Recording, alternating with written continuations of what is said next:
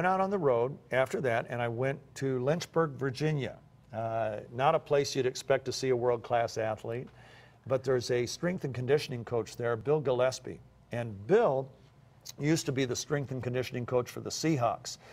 But one thing he had never stopped was weightlifting. He had wanted to set world records. He told me he wanted to be the strongest man in the world from the time he was a kid. And when he was in his 30s, he was only bench pressing 335 pounds. He said he was the worst bench presser in his age category, so it didn't look like he was going to get there. Well, he's there and has an amazing story. Since he's been on Max, he has seen things he never dreamed of. And he now wants to get all athletes, every athlete he comes in contact with, he wants to get on this product because of what it's done for him. So let's take a look. Tell me about your big day and how Max played into it. I hadn't had a good meet in a long time. I only made my first attempt. I went up 30 more pounds and I missed it. And it just seemed like things just never clicked.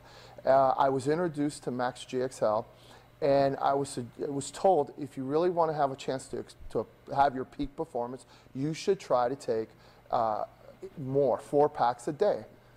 Okay, it made sense, the science makes sense, and I said, I'll give it a try. I go to this meet in Wisconsin, and I had the day of my life. I went 4 for 4. I set a total of 5 world records, and in fact, the 804, when you watch it, looked easy. So I really believe I could have done even more that day. I didn't even expect to get 804. I'm very thankful for that day. Is it normal for a person to break a world record and then break that record? No, it's never. I've never had a day like that. I opened up, because I knew I was relatively strong. I knew I had a good day. I opened up with 6 pounds over my age group world record. And I was a little nervous about that, but I thought I can handle it. And I was pretty confident in my first and second attempt. I thought I had a good chance. What I didn't realize was those were going to be the 2 toughest attempts I took. After that, it got easier. I've never had a day like that. Usually it gets harder. I went 722 for my age group world record, went to 749, got another world record for my age group, went to 771. A little nervous about that. It got it easy, and then I went and I said, you know, the open world record's 801. I used to have it at 800. I thought, let's just go for it. I have nothing to lose. Let's give it a try. And when he handed it off the weight to me, I thought, if I miss this weight, I'm going to be embarrassed. And it went up, at the time, relatively easy. So I couldn't believe it. What a day. I mean, what an incredible day I had. And I'm very thankful for that. Had you ever had a meet where you recovered so quickly that you could keep adding weight like that? Never. Nothing even remotely close to it.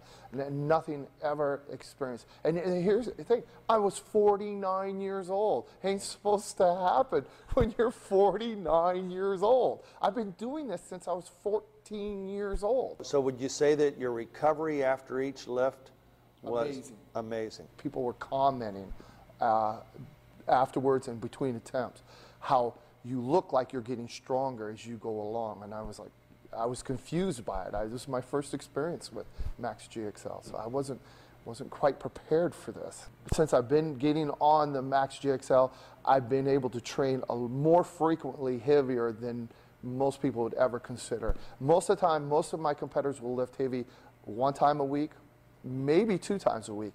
I'll lift heavy 4 times a week. I was so excited. I will only compete in a drug-tested meet.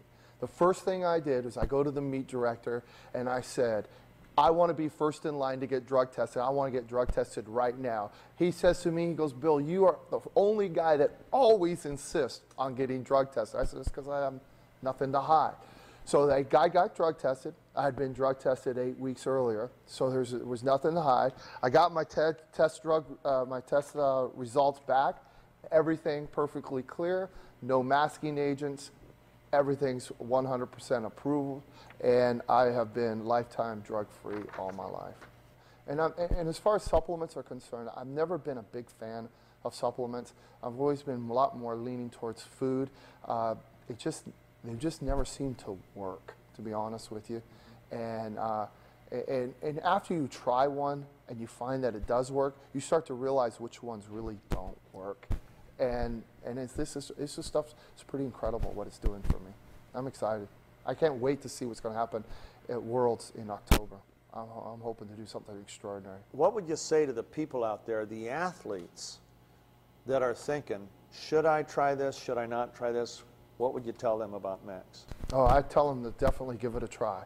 If you're finding that you're not recovering from workouts, because that's the key. We assume as athletes and as coaches that you're going to work hard. We assume that you're going to do a program that's going to make you better. The key, the true key to success is recovery.